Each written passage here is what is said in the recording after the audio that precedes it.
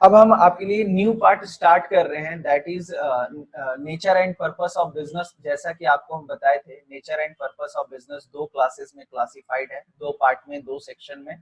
पहला section history के बारे में बात करता है एंड दूसरा सेक्शन जो है वो इकोनॉमी के बारे में बात करता है, बिजनेस के बारे में बात करता है। तो फर्स्ट सेक्शन हम आपको बताए थे, चूंकि चूंकि थोड़ा एंशियंट इंडिया की बात करता है, एंशियंट इंडिया में किस तरीके से बिजनेस होता था उसकी बात करता है, इसलिए हम लोग लास्ट में पढ़ेंगे। तो आज वो समय आ गया है कि हम लोग सेक्शन 1 स्टार्ट करें, और सेक्शन 1 स्टार्ट करने के लिए हम ये बुक का मदद नहीं लेंगे। इस बुक को आपको खुद पढ़ना है ना। इस सेक्शन 1 के जो भी इम्पोर्टेंट कंटेंट है, जो भी इम्पोर्टेंट कंटेंट है, हमने क्या करा है, उसको उसको एक अलग प्रेजेंटेशन में डाल दिया है। एक अलग प्रेजेंटेशन, पावर पॉइंट का प्रेजेंटेशन बनाकर उसमें हम आपको सब कुछ लिख दिए। तो ये जो इतना बड़ा लंबा चौड़ा जो दिया हुआ है, इधर से हम कुछ नहीं पढ़ने वाले, ये सारा चीज आपको देखना है। तो हम प्रेजेंटेशन से आपको पढ़ाएंगे, और आपको सारा उधर भी देखना है, प्रेजेंटेशन से आपको नोट्स बना लेना है, और बुक का भी आपको पढ़ाई करना है। ये जितना भी आपको कंटेंट दिख रहा है, सारे कंटेंट को क्रिप्स करके, है ना, समराइज्ड मैनर में हमने प्रेजेंटेशन बनाया, ताकि आपको हिस्ट्री में ज्यादा लेंदी ना लगे। ठीक है, तो ये सब जो जो चीज आपका प्रेजेंटेशन में दिखेगा, वही आपके लिए मोस्ट इम्पॉर्टेंट है, एंड उसी से आपको ज्यादा ध्यान देना है, पढ़ाई करना है। ठीक है, तो चलिए प्रेजेंटेशन को ही स्टार्ट करते हैं और आपको बताते हैं।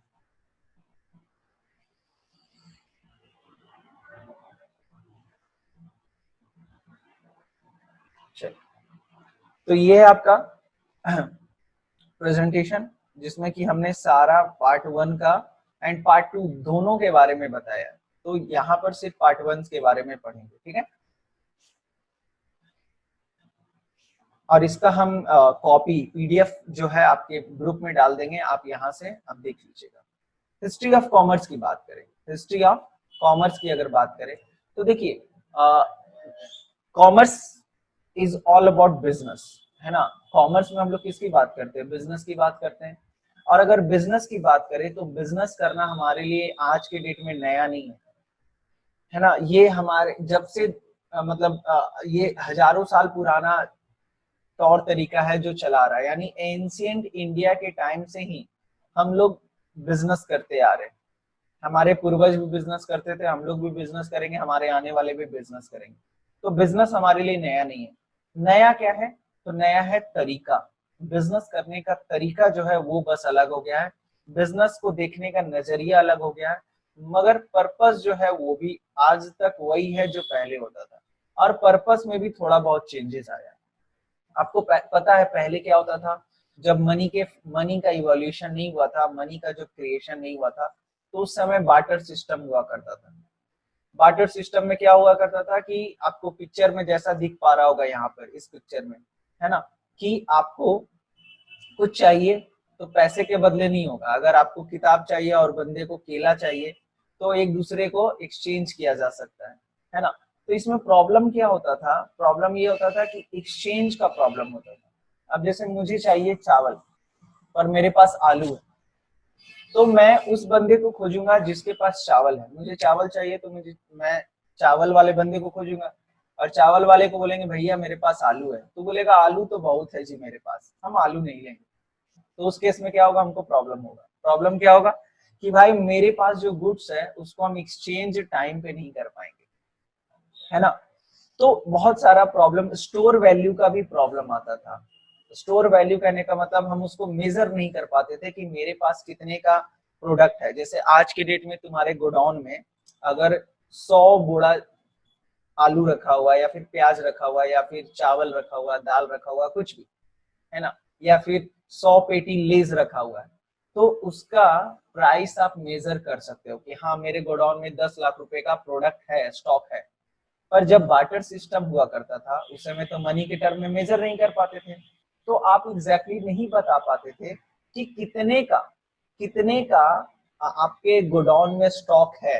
यानी कि जैसे आज खेत किसान लोग खेती करता है तो वो बताता है कि सर इस साल, है ना, खेती में, इस साल खेती में मेरे पास 10 लाख रुपए का धान हुआ। मगर पहले ये नहीं हो पाता था, पहले क्योंकि आप मनी के टर्म में मेजर ही नहीं कर पाते थे, तो आप नहीं कर ये चीज, आप मनी के टर्म में वैल्यूएशन नहीं कर सकते थे। ठीक है, चलिए।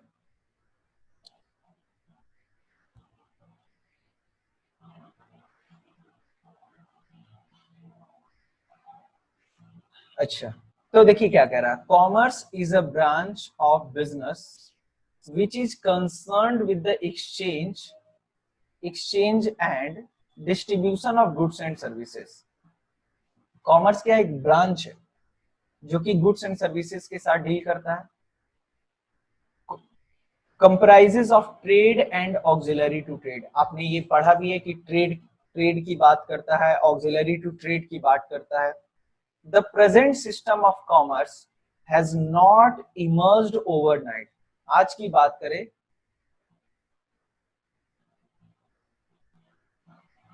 हाँ, बाटर से शालिनी कह रही है कि सर उसमें कॉस्ट का भी तो प्रॉब्लम होता होगा ना। यस बाबू, आप एग्जैक्टली किसी भी गुड्स का मेजरमेंट, आप लोग पढ़े हो, ये सब चीज आप लोग ऑलरेडी पढ़े हो, इसलिए हम ज्यादा नहीं बताएं।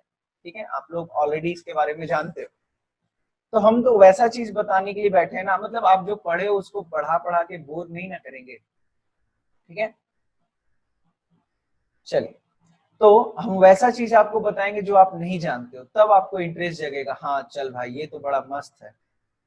Yes, very good. चलिए, इकोनॉमिक्स में पढ़े थे,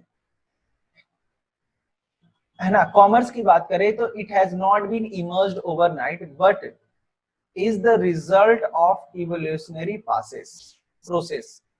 In history, commerce started with the emergence of barter system. आपको पता है barter system के साथ start हुआ।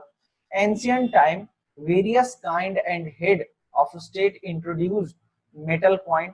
पहले की बात करें तो metal coin अलग अलग राज्य में अलग अलग तरीके का, हर राजा अपना कॉइन चलाता था। आज के डेट में तो पूरे इंडिया में कॉमन है, पर पहले इंडिया में ही अलग अलग राज्य हुआ करते थे और अलग अलग राज्य के जो राजा हुआ करते थे वो अपना कॉइन चलाते थे, है ना। तो वो भी एक बहुत बड़ा प्रॉब्लम होता था। कॉमन मीडियम ऑफ एक्सचेंज नहीं हुआ करता था। तो this problem is solve problem the barter system in some context, है ना। तो कुछ कंटेक्स्ट के नाम पे, मतलब धीरे धीरे इवोल्यूशनरी प्रोसेस से आपका क्या हुआ कि ये जो प्रॉब्लम है वो सॉर्ट आउट किया गया। The major breakout in the commerce came with the following development.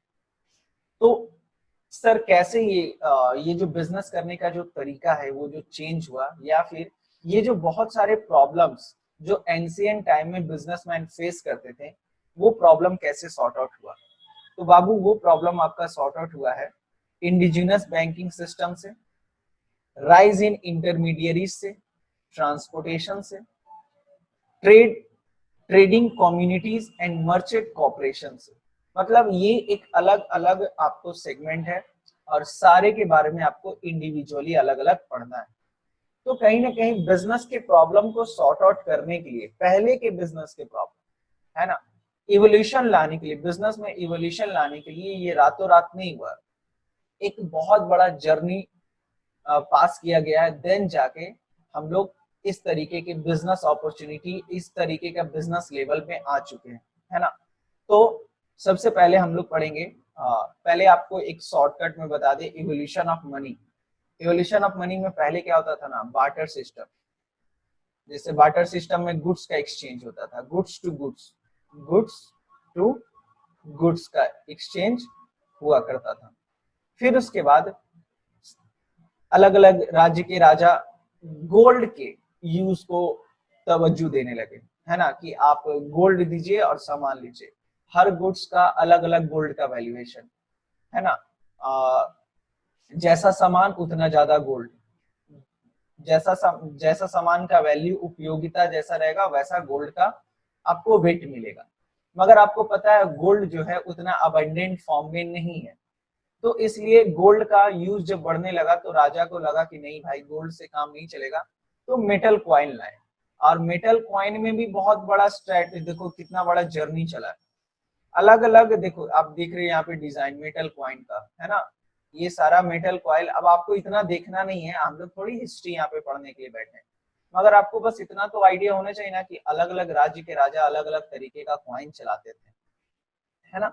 फिर उसके बाद पेपर मनी आया, इंडियन जब ब्रिटिश गवर्नमेंट आई, फिर उसके बाद जब हमारा देश जब आजाद हुआ तो रिजर्व बैंक ऑफ इंडिया के अंतर्गत हमारे देश का करेंसी का प्रिंटिंग होना चालू हुआ, कॉइन और प्रिंटिंग नोट दोनों। फिर प्लास्टिक कार्ड मनी आया। प्लास्टिक कार्ड कहने का मतलब आप जो ATM debit card credit card के थ्रू पेमेंट करते हैं, that is called plastic card money.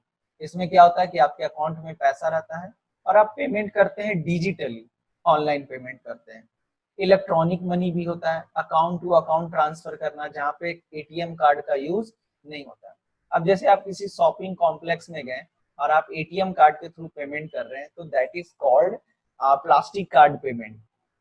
मगर आप डिजिटली पेमेंट कर रहे हैं, है ना।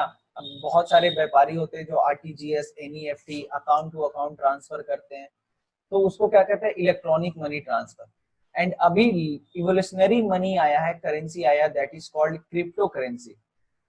क्रिप्टो करेंसी एक ऐसा वर्चुअल करेंसी है जो कि आप सिर्फ डिजिटल फॉर्म में रख सकते हो। मतलब सर जैसे कॉइन कॉइन की तरह ही होता है क्रिप्टो करेंसी, ठीक है। एक कॉइन का वैल्यू होता है, जैसे मान लीजिए एक कॉइन का वैल्यू है 10 लाख रुपए, तो अगर आप 1,000 रुपए का परचेज करेंगे तो आपके अकाउंट से एक एक कॉइन में से, एक क्रिप्टो करेंसी में से 1,000 रुपए का वैल्यू के बराबर आपका कट हो जाएगा।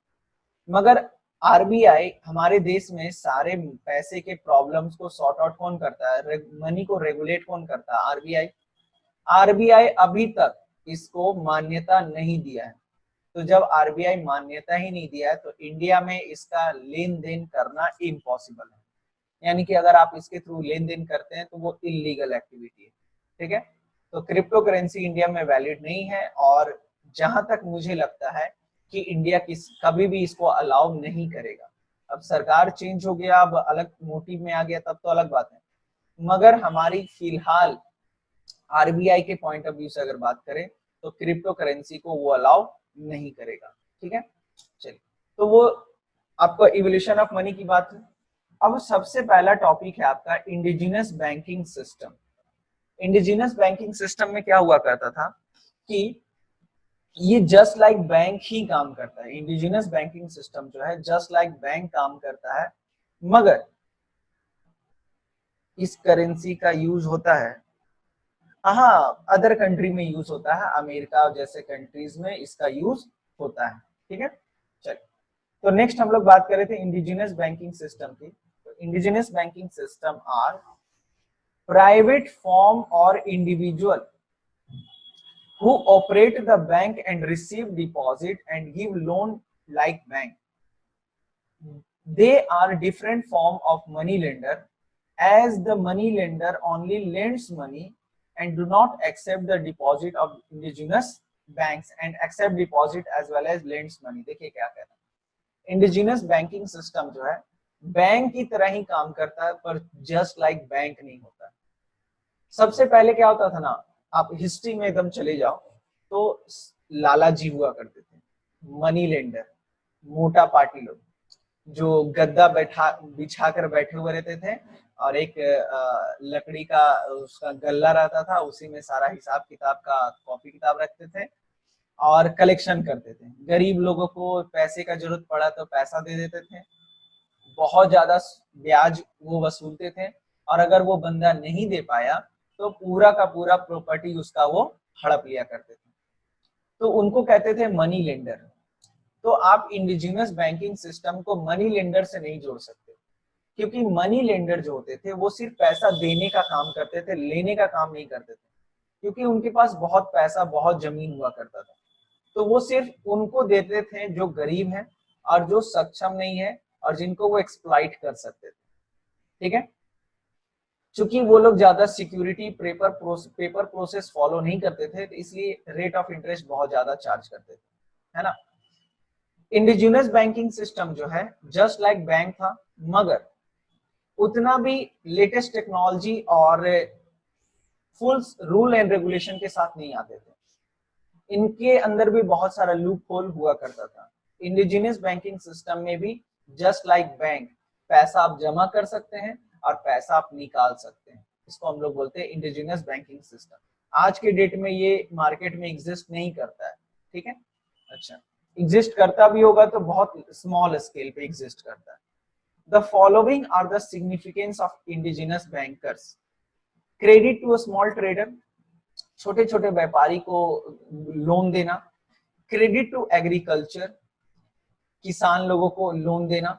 और लॉन्ग टर्म क्रेडिट देने का भी काम करते थे, यानी कि छोटे छोटे व्यापारी, छोटे छोटे किसान, और लॉन्ग टर्म क्रेडिट, यानी कि अगर कोई बड़ा बिजनेसमैन है और लंबे समय के लिए उसको लोन चाहिए तो वो भी प्रोवाइड करता था।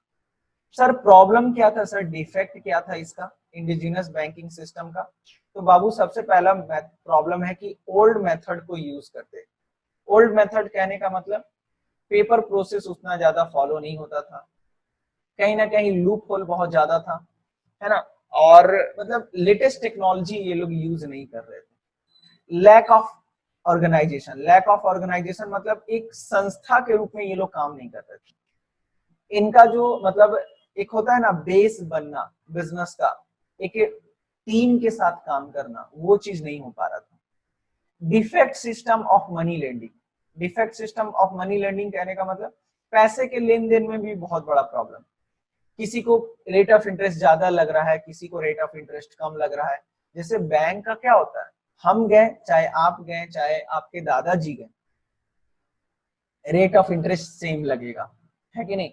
हाँ, वो अलग बात है कि अगर सीनियर सिटीजन है तो थोड़ा कम रेट ऑफ इंटरेस्ट लग सकता है, मगर कोशिश यही होता है कि रेट ऑफ इंटरेस्ट सबके लिए कॉमन हो। मगर यहाँ पर ऐसा नहीं हुआ करता। Defective system of money lending, किसी से ज्यादा प्राइस किसी से कम प्राइस वगैरह वगैरह। बैंकिंग एंड ट्रेडिंग की तरह ये लोग काम नहीं करते थे। Defective system of accounts, accounts books of accounts भी मेंटेन नहीं कर पाते थे ढंग से। मतलब कभी कभी ऐसा होता था कि बंदा पेमेंट कर दिया, लोन भी दे दिया, इंटरेस्ट भी दे दिया, फिर भी वो लोग पैसा वसूल रहे हो आपका, क्योंकि एंट्री नहीं हो पाया, नो एंट्री, है ना। तो ये चूंकि पुराना मेथड हुआ था, जैसे आज के डेट में ये बोलना एकदम बेवकूफी वाली बात है कि हम बैंक में पैसा जमा किए फिर भी अभी तक मेरा लोन खत्म नहीं हुआ। ऐसा हो ही नहीं सकता, क्योंकि टेक्नोलॉजी यूज कर रहे हैं, जैसे ही वो लोग अपडेट करेंगे सारा सिस्टम पे लोड हो जाएगा। मगर पहले ये चीज नहीं हुआ करता था। तो चूंकि हिस्ट्री है बाबू, तो आपको बस ध्यान रखना है कि हाँ ये चीज हुआ करता था। इसमें हम कुछ इंटरेस्टिंग नहीं कर सकते, क्योंकि जो चीज हो चुका उसमें क्या इंटरेस्ट जगाए आपको। जो था तो था, फ्रॉड बहुत ज्यादा होता था, मतलब धोखाधड़ी, बोलता था कुछ होता था कुछ। जैसे कभी कभी आप भी देखते हो, इंश्योरेंस कंपनी वाला झूठ बोल के आपको चिपका देता है। इंश्योरेंस कंपनी वाला आपको झूठ बोला और आपको पॉलिसी चिपका दिया। तो इस तरीके का फ्रॉडुलेंट एक्टिविटी ये लोग करते थे। हाई रेट ऑफ इंटरेस्ट, क्योंकि पेपर वर्क ज्यादा नहीं हुआ करता था, इसलिए रेट ऑफ इंटरेस्ट ज्यादा ये लोग चार्ज करते थे। और स्टैटिस्टिकल डाटा नहीं हुआ करता था। सर स्टैटिस्टिकल डाटा कहने का मतलब, जैसे अब आज बैंक की बात करो तो बैंक से तुम कोई भी डाटा निकाल सकते हो। बैंक के पास पहले कितना कस्टमर था, आज कितना कस्टमर है, किस एज ग्रुप का कस्टमर ज्यादा है, यंग कस्टमर ज्यादा है कि बिजनेसमैन ज्यादा है कि ओल्ड एज कस्टमर ज्यादा है ना। मेरे आपके यहाँ जो कस्टमर है वो कितना ज्यादा ट्रांजेक्शन करते हैं। तो स्टैटिस्टिकल डाटा कहने का मतलब अपने कस्टमर के डाटा के इंफॉर्मेशन को बटोर के रखना। मगर इंडिजिनस बैंकिंग सिस्टम में ऐसा नहीं हुआ करता था। आप अगर पूछ दोगे ना उससे कि आपके कस्टमर, आपके ब्रांच में कस्टमर कितने हैं, तो वो भी नहीं बता पाएगा, नहीं बता पाते थे, क्योंकि कोई अकाउंटिंग वगैरह ढंग से होता ही नहीं था, है ना। तो ये सब बहुत बड़ा प्रॉब्लम्स था इंडिजिनस बैंकिंग सिस्टम का। तो आपको बेसिकली अगर ऐसे, वैसे तो ये उतना इंपॉर्टेंट टॉपिक नहीं है, मगर दो चार नंबर में पूछा जा सकता है। हम आपको एग्जाम के टाइम पे गाइड भी कर देंगे कि क्या इंपॉर्टेंट है। पर इंडिजिनस बैंकिंग सिस्टम की बात करें तो एक बार शॉर्ट में बता दें कि it is different from money lender. Money lender से डिफरेंट है। मनी लेंडर जो है सिर्फ मनी एक्सेप्ट करता, लेंड करता था, मगर इंडिजिनस बैंकिंग सिस्टम जो है वो आपका पैसा लेता भी है और पैसा देता भी है। मगर इसके अंदर में बहुत सारा प्रॉब्लम्स था, वो प्रॉब्लम्स की हम लोग चर्चा कर चुके हैं। नेक्स्ट है आपका rise of intermediaries. Rise of intermediaries कहने का मतलब कि भाई क्या होता था, इंटरमीडियरीज मतलब बिजनेस के बीच में, देखो आज के डेट में इतना बिजनेस ग्रो क्यों हो रहा है, क्योंकि बहुत सारे इंटरमीडियरीज आ गए, बिचौलिए जिसको हम लोग कहते हैं, और इसको मिडिल मैन भी बोलते हैं। और ये मिडिल मैन का काम पता है क्या होता है, सेलर एंड नहीं प्रोड्यूसर और कंज्यूमर, यानी कि सप्लायर और कंज्यूमर के बीच में एक कनेक्शन क्रिएट करना। कनेक्शन क्रिएट करना मतलब कि उनको एक दूसरे से जोड़ना। अब जैसे ट्रांसपोर्टेशन की बात करें तो land transport, water transport, air transport, pipeline transportation, ये कहीं ना कहीं आपको हेल्प करता है बिजनेस करने में। ट्रेड इंटरमीडियरीज की भी हम लोग बात किए, अभी हम लोग बात किए थे ना, होलसेलर, रिटेलर, ये क्या है, ट्रेड इंटरमीडियरीज। तो उसी तरीके से फाइनेंशियल इंटरमीडियरीज भी हैं। सर ये क्या होता है सर, देखो अब मान लीजिए मेरे को घर लेना है पर मेरे पास पैसा नहीं है, तो क्या होगा, हम घर ले पाएंगे? मेरा शौक तो है, हमको जरूरत तो है, मगर घर नहीं ले पा रहे। तो फाइनेंशियल इंटरमीडियरीज वो होते हैं जो पैसे का लेन देन का काम करते हैं। सिर्फ हमारे सोसाइटी में बहुत सारे ऐसे ऑर्गेनाइजेशन है जो सिर्फ पैसे का लेन देन करता है और पैसे से ही अपना काम करता है, कि जिसको पैसे का जरूरत है उसको पैसा देगा और जिसके पास ज्यादा पैसा है उससे पैसा लेगा। हमारे सोसाइटी में दो तरीके के लोग होते हैं, एक जिनके पास ज्यादा पैसा है और एक जिनके पैसे का जरूरत है। एक वो लोग जिनके पास पैसा है पर वो उनको पता नहीं कि कहाँ इन्वेस्ट करना है, और एक वो है जिनके पास आइडिया तो है मगर पैसा नहीं है। तो ये फाइनेंशियल इंटरमीडियरीज क्या करता है, लिंक पिन का काम करता है उनके बीच में जिनके पास सरप्लस मनी है और जिनको पैसे का नीड है। मान लीजिए मेरे पास बहुत ज्यादा पैसा है और आप लोगों के पास पैसे का नीड है, तो हम आपको नहीं जानते तो हम आपको पैसा नहीं दे पाएंगे। मगर ये फाइनेंशियल इंटरमीडियरीज जैसे मान लीजिए बैंक में पैसा रख दिए, या फिर म्यूचुअल फंड सुनते होंगे टीवी में बार बार, mutual fund are subject to market risk, read all the document very carefully, है ना। तो ये म्यूचुअल फंड क्या होता है ना, ये फंड एक मैनेजर के द्वारा चलाया जाता है। मान लीजिए एक बंदा मैनेजर है, बहुत अच्छा उसको नॉलेज है पैसे का, किस किस तरीके से पैसे को इन्वेस्ट करे, तो वो एक फंड बना दिया कि आइए अगर हम पे विश्वास है आपको, जैसे मान लीजिए हम ही वो मैनेजर है, तो हम आपको बोले कि अगर हम पे आपको विश्वास है तो आप मेरे फंड में पैसा डालिए, हम उस पैसे को अलग अलग जगह इन्वेस्ट करेंगे और जो भी प्रॉफिट होगा हम आपको दे देंगे, 1-8% मेरा कमीशन रहेगा, मात्र 1-8%। और 1-8% बहुत ज्यादा होता है, बात समझे। अगर एक साल में वो 100 करोड़ रुपए का अगर प्रॉफिट कमाता है तो 100 करोड़ का 1% 1 करोड़ रुपया हो जाता है, और ये सब बहुत आम बात है। तो कहीं ना कहीं फाइनेंशियल इंटरमीडियरीज वो लोग होते हैं जो मिडिल मैन का काम करते हैं। अब बताइए म्यूचुअल फंड हम एक बनाए तो हम फाइनेंशियल इंटरमीडियरीज हो गए। आप लोगों के पास पैसा था, हम आप लोगों से पैसा ले लिए और अपने फंड में जमा कर लिए। जैसे हम ये एक घड़ा बनाए और घड़ा में बोले आप लोग पैसा डालो, पैसा डाले, आप लोग सभी को पैसा डाले यहाँ पे, और मैंने क्या किया, इस पैसे को हम वैसी जगह इन्वेस्ट कर दिए जहां पर हमको प्रॉफिट होगा, तो वो वहां से प्रॉफिट हुआ और आप लोगों के बीच में बांट दिए। तो ये हम जो कर रहे हैं, हम गुड्स का लेन देन नहीं कर रहे, हम पैसे का लेन देन कर रहे हैं, और इसी को कहते हैं फाइनेंशियल इंटरमीडियरी। तो कहीं ना कहीं ये भी बहुत बड़ा रोल प्ले करता है फाइनेंशियल इंटरमीडियरीज आपके बिजनेस को ग्रो करने में, आपके बिजनेस को डेवलप करने में। आई होप कि आपको समझ में आया होगा। तो financial intermediaries act as a middle man between company who need money and surplus unit who want to invest। तो ये क्या करता है, एक लिंक पिन क्रिएट करता है। जिसके पास सरप्लस पैसा है, जिसके पास सरप्लस पैसा है वो क्या कहेगा, हमको इन्वेस्ट करना है।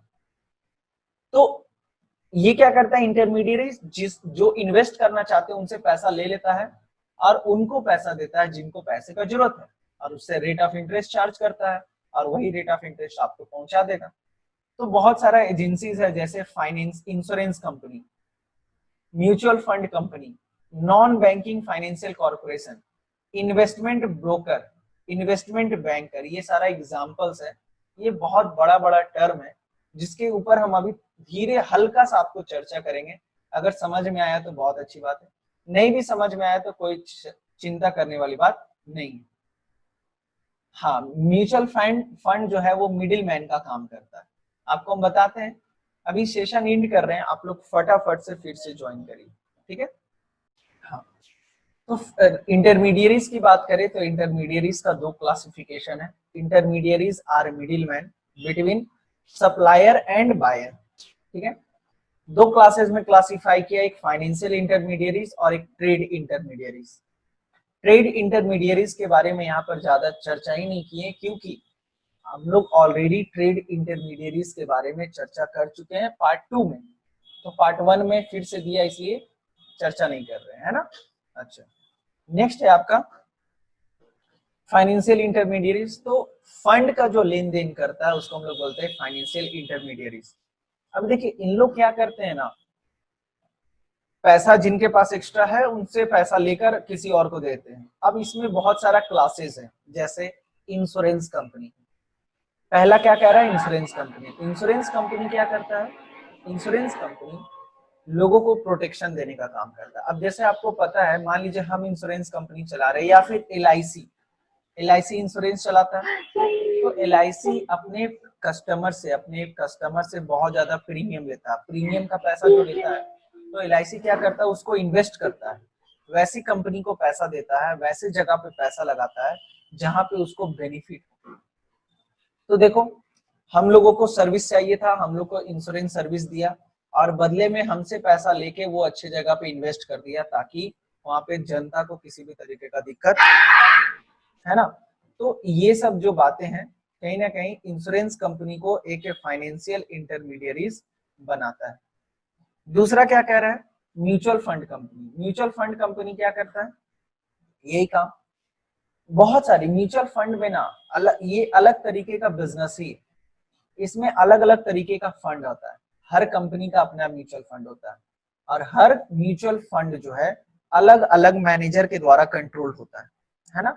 जो बहुत बड़े दिग्गज रहते हैं, फाइनेंस के जानकार रहते हैं, जिनको पता है कि पैसा कब कहाँ कितना लगाना है, तो वो लोगों को अपॉर्चुनिटी मिलता है उस फंड को मैनेज करने का। अब जैसे मेरे पास बहुत नॉलेज है तो हम क्या करेंगे, म्यूचुअल फंड के मैनेजर अगर हम बन गए तो वो फंड को हम मैनेज करेंगे, मेरे हिसाब से वो चलेगा। तो म्यूचुअल फंड में भी लोगों से पैसा कलेक्ट होता है और अलग अलग जगह पैसा इन्वेस्ट होता है। Non banking financial corporation, non banking, देखो एक होता है बैंकिंग फाइनेंशियल कॉर्पोरेशन और इसको कह रहा है नॉन बैंकिंग, वो मतलब कि बैंक की तरह काम नहीं करता है। बैंक का काम क्या होता है, पैसा लेना और पैसा देना, लेंडिंग मनी, डिपॉजिटिंग मनी और चेक फैसिलिटी देना, एटीएम कार्ड देना वगैरह वगैरह, है ना। चेक फैसिलिटी कौन देता है, बैंक। बैंक ड्राफ्ट कौन बनाता है, बैंक। ओवरड्राफ्ट कौन देता है, बैंक, है ना। तो कहीं ना कहीं बैंक की तरह भी बहुत सारे ऑर्गेनाइजेशन है मगर वो बैंक की तरह काम नहीं करता। जैसे Muthoot finance, Muthoot finance, Manappuram gold loan, Manappuram home loan, है ना। दो हाथी वाला मुथूट फाइनेंस जिसका अमिताभ बच्चन ऐड करते हैं। तो तुम देखते होगे वो क्या कहते हैं, सोना को गिरवी रखो, पैसा लो और काम करो, है ना। घर पे रखा हुआ इससे बढ़िया आप उसको अलग जगह, सेफ जगह रखिए, पैसा उठाइए और बदले में आप उसी पैसा से कमा के अपना व्यापार को बड़ा करिए। तो मुथूट फाइनेंस जो है तुमसे गोल्ड लेता है और बदले में तुमको पैसा देता है। तो गोल्ड जो है वो गिरवी रख रहा है, कोलेटरल के रूप में रखता है, कल को पैसा लेके भाग गए तो तुम्हारा गोल्ड मेरे पास है ना। तो कहीं ना कहीं आप जान रहे हो यहाँ पे कि मुथूट फाइनेंस कभी जनता से पैसा डिपॉजिट नहीं लेता। जैसे बैंक क्या है, मेरे पास एक्स्ट्रा पैसा है तो हम बैंक में जमा कर देंगे, मगर मेरे पास एक्स्ट्रा पैसा है तो मुथूट फाइनेंस के पास हम जमा नहीं कर सकते, क्योंकि मुथूट फाइनेंस पैसा लेने का काम नहीं करता, वो सिर्फ पैसा देने का काम करता है। और हाँ, वापस पैसा लेगा, इंटरेस्ट भी लेगा, पैसा भी लेगा, मगर तुमसे तभी जब पैसा लेगा जब तुमको पहले पैसा दिया हो। यानी कि तुम्हारा गोल्ड रखा हुआ है, तुम पैसा उठाए फिर पैसा वापस करने गए। इन्वेस्टमेंट के तौर पे मेरे पास पैसा एक्स्ट्रा है, हम मुथूट फाइनेंस के पास जा रहे हैं तो नहीं देगा, नहीं बोलेगा, है ना। इंडिया बुल, उसका एग्जांपल क्या है, इंडिया बुल होम लोन, पहली बार नाम सुने होंगे। IIFL, Tata capital, Aditya Birla, DHFL, Religare, LIC क्या कभी तुमको चेक फैसिलिटी देता है? कभी LIC बोलता है कि मेरे यहाँ बैंक अकाउंट खोलिए, हम आपको सेविंग अकाउंट खोल के देंगे, करेंट अकाउंट खोल के देंगे? नहीं।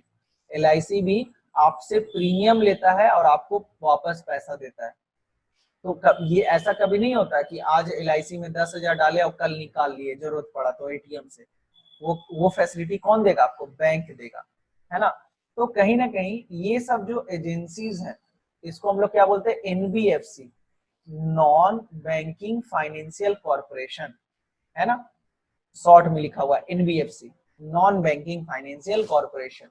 चलिए, इन्वेस्टमेंट ब्रोकर, इन्वेस्टमेंट बैंकर, ये सब बहुत बड़ा बड़ा टर्म है, बस आप तो इसको ध्यान में रखो, आगे जब मौका मिलेगा तो हम चर्चा करेंगे इसके ऊपर, ठीक है।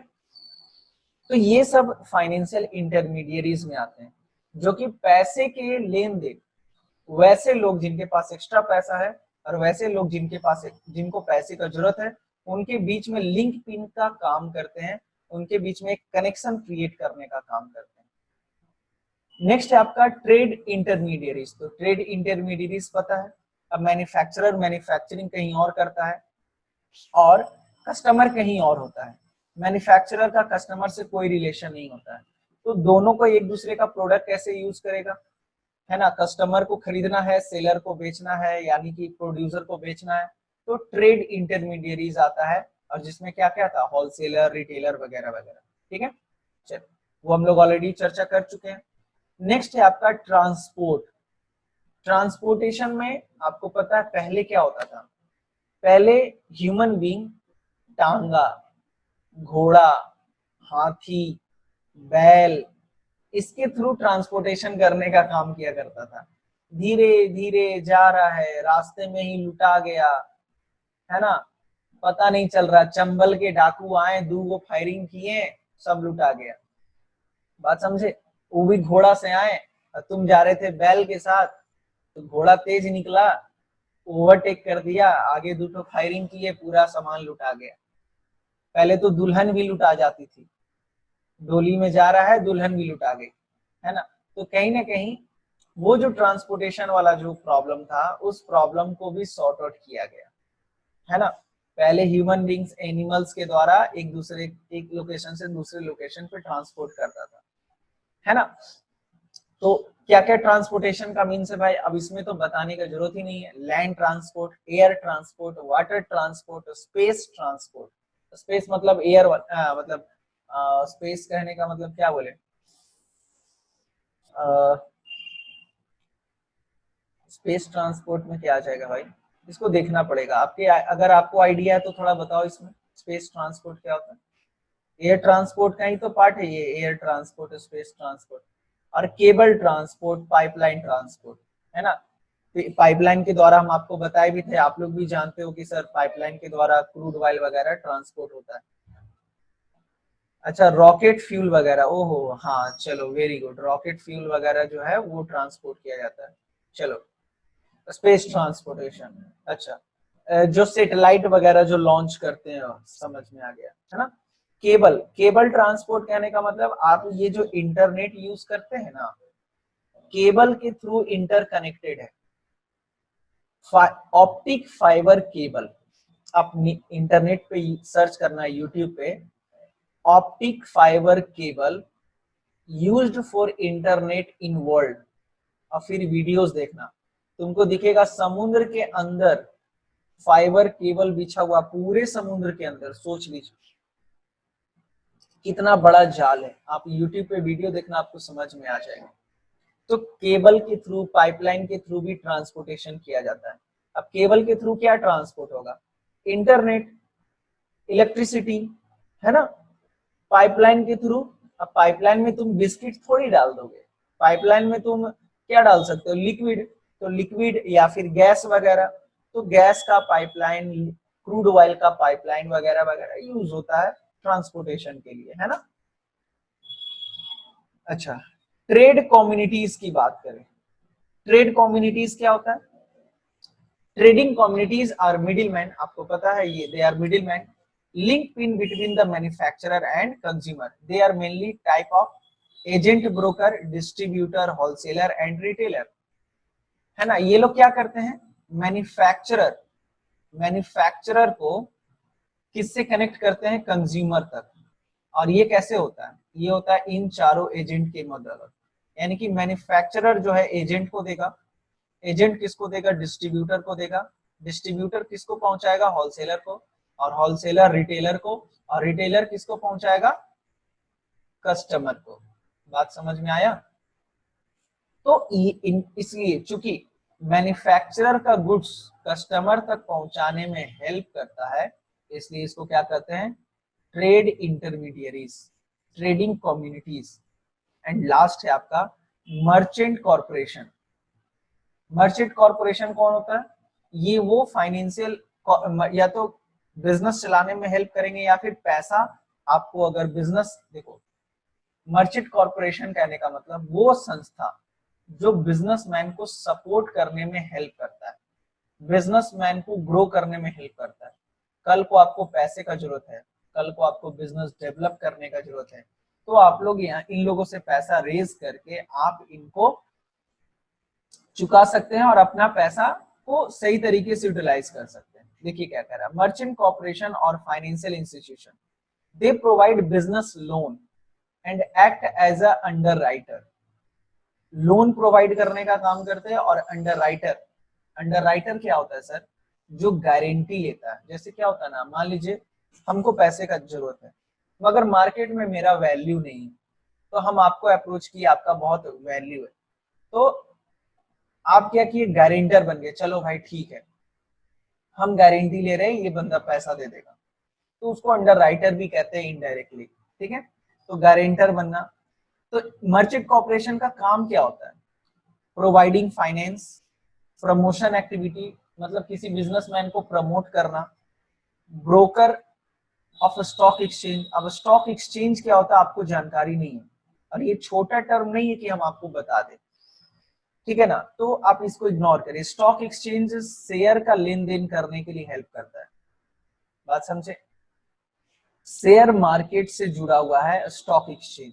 और अभी आप इतना मैच्योर नहीं है, जैसे सिंपल सा समझ लो, तुम डॉक्टरी का पढ़ाई करने गए और तुरंत तुमको हम हार्ट का ऑपरेशन सिखा दे, क्या ये पॉसिबल है? सर नहीं सर, ऐसे कैसे, पहले पढ़ेंगे तब ना। तो वही चीज यहाँ पे है, तुम अभी जस्ट एंट्री की हो और तुमको स्टॉक एक्सचेंज पढ़ा दे, ये पॉसिबल नहीं है। मगर जान लो, मगर इतना तो जान सकते हैं कि हाँ हार्ट का ऑपरेशन होता है। तो उसी तरीके से स्टॉक एक्सचेंज होता है जो कि शेयर मार्केट का डीलिंग करता है, यानी कि शेयर लेन देन जो होता है ना कंपनी का, उसका डीलिंग होता है इस एक्सचेंज में।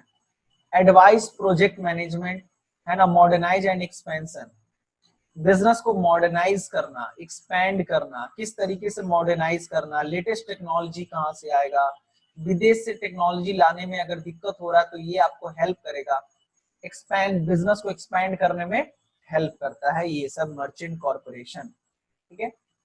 तो अब देखिए सिंपल सा फंडा है, अगर ये हम आपको स्टार्टिंग में ही पढ़ा देते, पहला क्लास में ही पढ़ाते, तो क्या आपको मजा आता, क्या आपको समझ में आता कि सर क्या पढ़ा रहे? बिजनेस स्टडी से दूर भाग जाते पहले ही, बाप रे बाप पता नहीं क्या क्या सर पढ़ा रहे, समझ में आ नहीं रहा। मगर पार्ट 2 पढ़ने के बाद आपको समझ में आ रहा होगा कि ये चीज क्या है, थोड़ा बहुत तो आइडिया ही रहा होगा, है ना। आई होप कि आपको क्लियर है। बताइए क्लियर है? आज के लिए बस इतना ही, फिर नेक्स्ट क्लासेस में हम लोग आगे डिस्कस करेंगे।